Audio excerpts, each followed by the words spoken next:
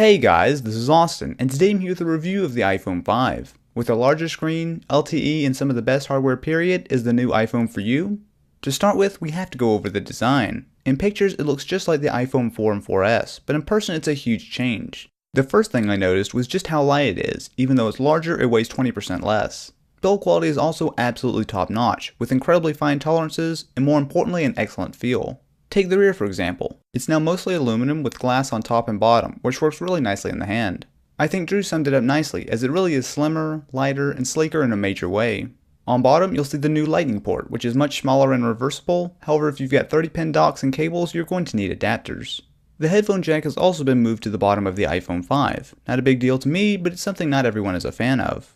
Up front, you'll find a larger 4-inch display with a resolution of 1136 by 640, and immediately you'll notice it makes a big difference. The added height gives you more screen real estate to work with, which is something the iPhone has been needing for quite a while. It's not all perfect, however. Apps need to be updated to work with the iPhone 5's larger screen. If not, they revert to a smaller size with letterboxing. Something I found strange is that iOS really doesn't take advantage of the larger screen. Notifications still cover up the top of whatever you're doing, and the experience feels like Apple just stretched iOS to fit rather than tailor it to really use the larger size. iOS 6 comes pre-installed on the iPhone 5 and is honestly my biggest letdown. Technically it's faster than ever and there are numerous bits of polish added, but the improvements are minor.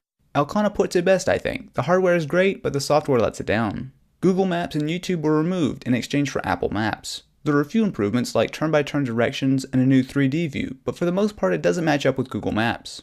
Apps like Passbook are meant to make it easy to use your iPhone for boarding passes, tickets, and more, but without NFC it's more of a novelty. iOS 6 isn't broken, but it's absolutely lacking innovation compared to Windows Phone and Android.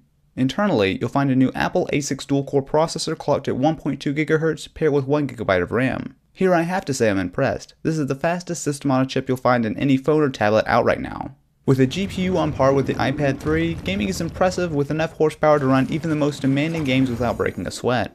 Once games like Real Racing 3 come out, you can expect near console quality graphics on your phone. In day-to-day use, there's definitely a difference, although opinions vary on how much. Most people feel it's not a massive improvement over the already fast iPhone 4S, although upgraders from the iPhone 4 tended to be much more impressed. From the 3GS, it's really no contest. One of the big additions is LTE, which unlike on the iPhone 4S is true 4G. Speeds here are really impressive as they're better than most home connections, and I can see LTE being worth the upgrade alone for a lot of people. With the bigger screen, more powerful specs than LTE, battery life is actually quite a bit better. Even with fairly heavy usage including calls, shooting video, and gaming, I was easily able to get through a day, and I don't think it's a stretch at all to get 2 days out of a charge with more average use.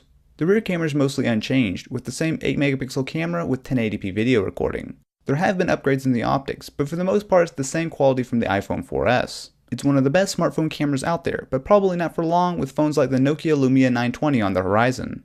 Video is also still solid, but nothing spectacular, as it still doesn't autofocus on its own unless you tap to focus.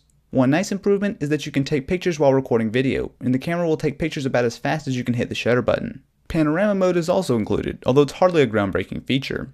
The bigger change is with the front-facing camera, which has been upgraded to 1.2 megapixels and shoots in 720p. It's nothing on the rear camera, but for video chatting or recording a quick clip, it's really not bad. Like Tim said, I think it will make a nice improvement for vloggers. The iPhone 5 is a solid upgrade and easily the best one yet. With LTE, a bigger screen, improved battery life, and an outstanding design, I don't have a problem recommending this at all. What it doesn't do is present a great case to switch from Android or Windows Phone. While the hardware is top notch, iOS is in serious need of an overhaul as it feels clunky and unintuitive much of the time. Put simply, the iPhone 5 is one of the best phones out there and an easy choice for a lot of people, but it's not the best phone for everyone. If you enjoyed, I'd really appreciate it if you could leave this video a thumbs up, and if you're interested in more videos like this, be sure to subscribe.